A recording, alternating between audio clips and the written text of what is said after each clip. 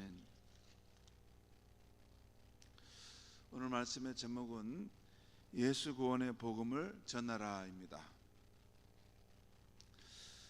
오늘 아침 읽은 말씀에는 크게 세 가지 내용, 또 세 가지 장면이 나옵니다.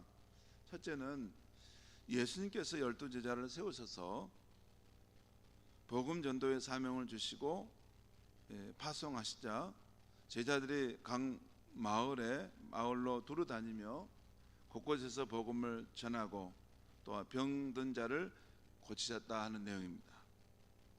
두 번째는 그 당시 갈릴리와 베레아 지역을 다스렸던 분봉왕 헤롯 안티파스가 예수님의 권위 있는 가르침과 능력 있는 사역에 대한 소식을 듣고 심히 당황하는 장면입니다. 이 사람이 누굴까? 예수님과 그의 제자들이 하나님 나라 복음을 전하면서 그 큰 영향력을 나타내게 되자 그 소식이 헤롯 왕에까지도 들려온 것 같습니다. 그래서 이 예수라는 사람이 누굴까 당황했다는 것입니다. 세 번째는 예수님께서 자신에게 나오는 자들을 영접하여 하나님 나라 일을 전하시고 그 병든 것을 고쳐주시며 또 날이 저물자 오병이어의 기적으로 많은 무리들을 먹이시는 장면이 나오고 있습니다. 이 아침에 이 세 부분을 다 다루기는 너무나 많습니다. 그래서 오늘 아침에는 예수님께서 12 사도를 세우시고 파송하셔서 하나님 나라의 복음을 전파하시는 첫 부분을 살펴보려고 합니다. 여러분, 우리가 복음을 전할 때 그 복음은 복된 소식인데 그 앞에 수식어가 하나님 나라의 복음이다 이런 표현을 누가는 계속 써요. 하나님 나라의 복음. 오늘 말씀에도 예수님께서 하나님 나라의 복음을 전하러 제자를 세워서 파송하셨다라는 것도 나오고 사람들이 자기에게 나오자 예수님께서 하나님 나라의 일을 가르치셨다라는 표현이 나와요. 우리가 전도할 때 전하는 복음은 하나님 나라의 복음입니다. 그리고 이 하나님 나라의 복음이라는 것은 예수님이 이 땅에 오셨는데 하나님 나라를 가지고 오셨다는 것이고, 그리고 예수를 믿을 때 하나님 나라의 복된 통치가 그 사람의 삶 가운데 이루어진다는 것입니다. 하나님 나라의 복된 통치가 그 사람의 삶 속에 이루어진다는 것이에요. 그러니까 무슨 우리가 나중에 죽어서 이렇게 천국에 간다 그것만을 말하는 것이 아니고 이곳에서 예수를 내 마음속에 모시면 그분의 성령이 우리 안에 오셔서 이 땅에서 살아가는 삶 속에서도 천국이 내 삶에 경험될 수 있다는 것입니다. 실제 예수님과 함께 하나님 나라는 무슨 관념적이고 추상적인 나라가 아닙니다. 그 능력과 그 권위를 가지고 있는 그 나라예요. 그래서 예수님과 함께 하나님 나라가 임했기 때문에 예수님이 가는 곳마다 그 하나님 나라가 임하는 곳마다 병든 자들이 고침받고 인생의 그러한 절망과 슬픔 가운데 있는 사람들이 소망과 그러한 기쁨을 얻게 되고 이 하나님 나라의 능력의 실체를 이 땅에서부터 경험한 것입니다. 그래서 전도를 할 때 중요한 것은 하나님 나라의 능력의 실체를 맛보는 사람이 전도하는 것이 참 중요합니다. 그게 중요해요. 그냥 막 전도하라니까 막 전도만 막 이렇게 그것도 뭐 필요하죠. 그러다 보면서 경험할 수도 있는 건데 하나님 나라의 복된 통치를 내 삶에 먼저 경험해 가는 것이, 맛보는 것이 중요합니다. 여러분, 내가 먼저 그것을 맛봐야지, 그것이 좋은 줄 알아야지 남에게 또 이것이 얼마나 좋은 건지 전할 수 있는 거 아닙니까? 자, 예수님이 이렇게 복음을 제자들에게 전하라고 할 때 그 복음은 어떤 복음이었냐면 하나님 나라의 복된 통치가 우리 인생 가운데 시작될 수 있다는 복음입니다. 자, 오늘 말씀 1절과 2절 말씀 우리 같이 한번 읽겠습니다. 1절과 2절 시작. 예수께서 12제자를 불러 모으사 모든 제자를 제하며 병을 고치시는 능력과 권위를 주시고 하나님 나라를 전파하며 앓는 자를 고치게 하려고 내보내시며. 여기 보면 예수님께서 12제자, 저 뒤에 보면 사도들이라고 나오는데 12사도를 불러 모으셨고 그들에게 귀신을 제어하며 병을 고치시는 능력과 권위를 주셨다. 그리고 그들을 보내셨다는 거예요. 그러니까 귀신을 제어하고 병을 고치시는 능력을 주신 후에 그들을 파송하셨다는 거예요. 그러면 그들을 파송하셔서 무엇을 하게 했느냐? 2절에 나와 있어요. 하나님 나라를 전파하며 앓은 자, 병든 자를 고치려 그들을 파송했다는 거예요. 보내셨다는 거예요. 그들을 보내신 이유는 하나님 나라의 복음을 전하도록 하신 것이죠. 그 다음 3절에서 5절까지 보면 예수님의 전도 방법에 대해서 말씀하고 있어요.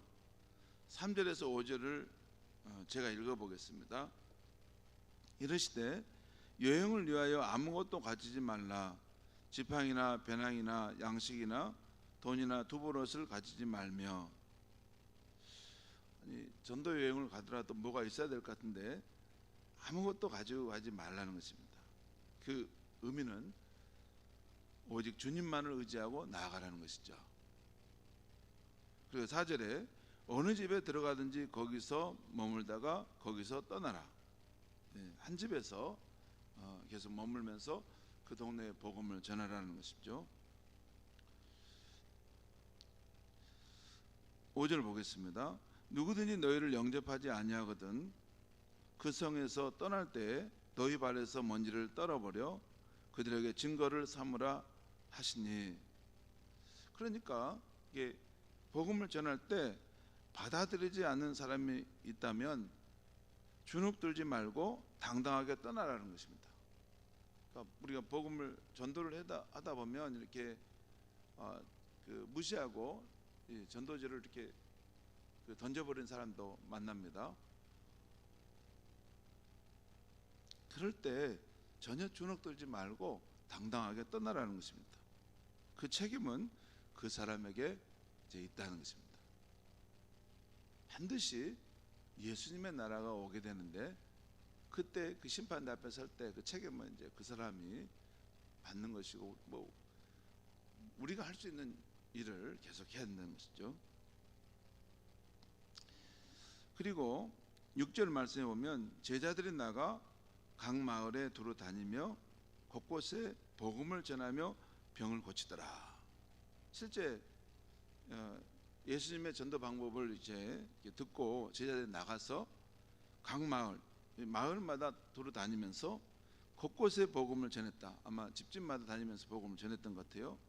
그리고 병을 고치더라. 제자들이 직접 병을 고쳤던 것 같아요. 여러분, 현대에도 나가서 복음을 전할 때 아픈 사람을 만나면 기도해도 될까요? 사람마다 다를 수 있지만 저는 복음을 전하다 아픈 사람, 삶의 공고함을 느끼는 사람이 있으면 꼭 기도해 줍니다. 기도해 줍니다. 저는 복음을 전할 때, 전도할 때 저는 기도를 잘해 줍니다. 전도 현장에 성령님이 역사하시고 함께 하신다는 절대 믿음이 있기 때문입니다. 기도를 해줍니다. 그리고 되게 그 사람의 어려운 삶에 대해서 기도해주면 사람의 마음이 열리는 것을 봅니다.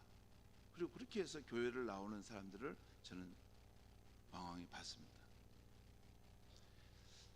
여러분, 우리 교회 안에서 우리끼리 이렇게 하나님을 신뢰하고 기도하는 거, 여러분 그건 하시죠. 그건 하십니다.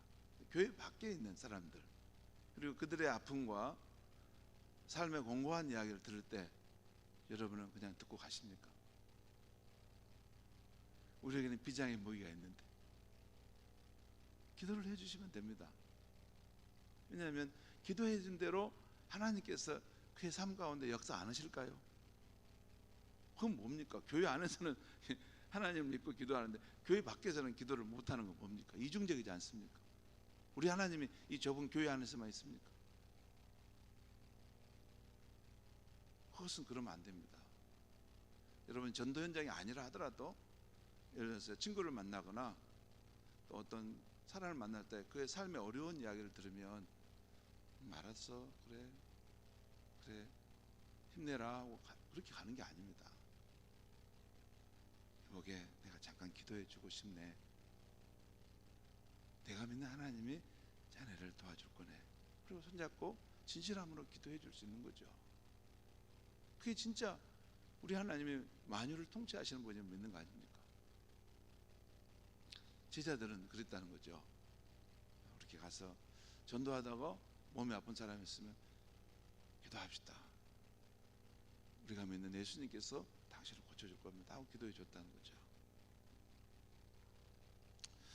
우리 성도님들도 이제 앞으로 살아갈 때 교회 밖에서도 삶의 공고함을 느끼거나 또 아프거나 또 힘들어하는 사람이 있으면 그 사람의 몸에 이렇게 손을 대고 제가 기도해 줄 테니까 기도를 받으세요 하고 해주십시오.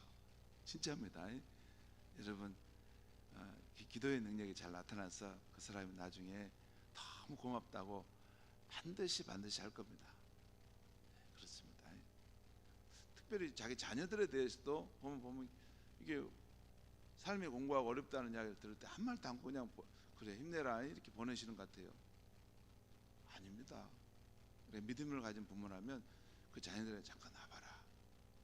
너가 많이 힘들 것 같은데 아빠가 널 위해 기도해 주마. 그 기도가 진실한 기도 아닙니까? 꼭 기도를 믿음과 용기를 갖고 잘 기도해 주시기를 바랍니다.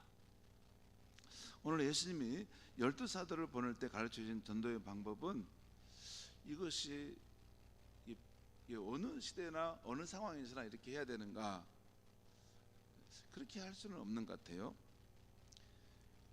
이게 시대마다 상황마다 좀 다를 수 있죠. 근데 그 방법 안에 담겨진 전도의 원리는 분명합니다. 먼저 전도는 전도 현장에 있는 주님의 도우심을 의지하여 전도한다는 것입니다. 다음에 전도는 사람이 받든지 받지 않든지 그 자체로서 영광스러운 복음이고 반드시 하나님 나라의 복음의 약속은 성취된다는 것입니다. 그래서 그 증거를 삼게 하라, 발을 떨어버리라는 거죠. 반드시 그날에 오면 그가 받지 않은 것에 대해서 후회하게 될 것이다 라는 거죠. 다음에 전도는 직접 나가서 사람을 만나서 전한다는 것을 보여주고 있어요. 여러분, 우리가 전도하러 나가면 반드시 그 현장에서 일하시는 성령의 역사를 만나게 됩니다. 물론 이렇게 전도할 때마다 그런 건 아니에요. 우리 전도팀들하고 저도 한 번씩 나가 전도해 보면 어쩔 때는 담임 목사님 저도 풀이 적어서 돌아올 때가 있어요. 야, 오늘은 왜 반응이 다 시원찮지? 그래요. 뭐 그럴 때도 있죠. 그런데 또 어느 때는 하나님이 준비된 영혼을 지금 만나게 하시는구나 할 때가 있습니다. 여러분, 교회의 주인은 살아계신 예수 그리스도입니다. 예수님께 지금도 살아계셔서 이 교회를 저는 통치한다고 믿습니다.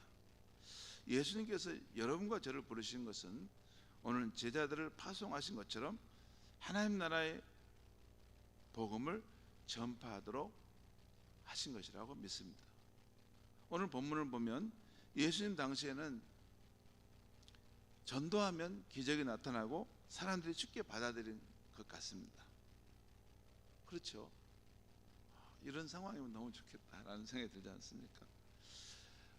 콩고 민주공화국에서 선교하시는 이만정 선교사님이 한 번씩 그 나라의 소식을, 전도 소식을 전해주는 보는데, 거기는 전도하러 나가면 원주민들이 막 순수한 마음으로 복음을 받아들인다는 것입니다.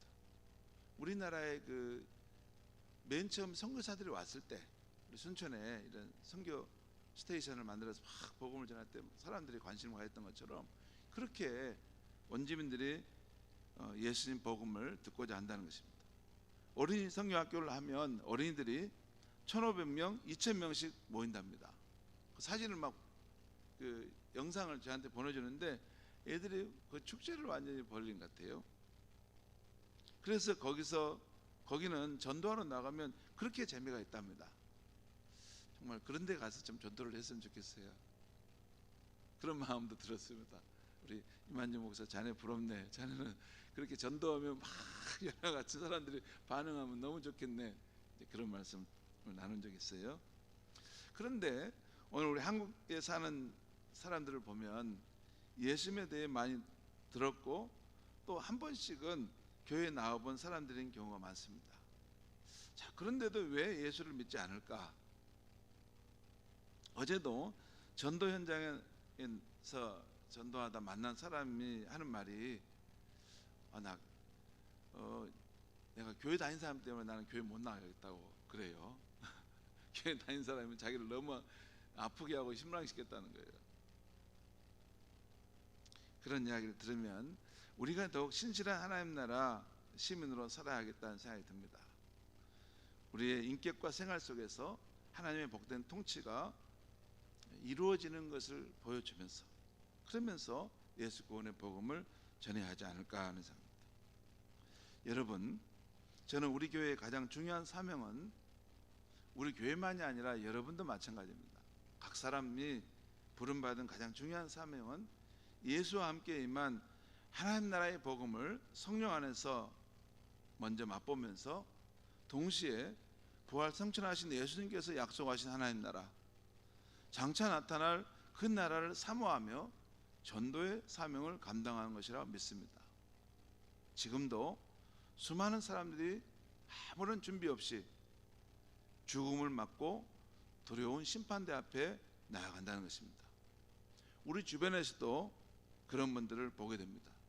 특별히 우리 가족과 형제, 친척들 가운데 그런 사람들이 있다면 정말 안타까울 것입니다. 성도 여러분, 우리가 그분들에게 예수 복음을 전하려면 우리 자신부터 오직 예수님만이 그 두려운 심판의 자리에서 구원하실이라는 그 확신을 가져야 하겠습니다. 여러분, 그 확신 같습니까?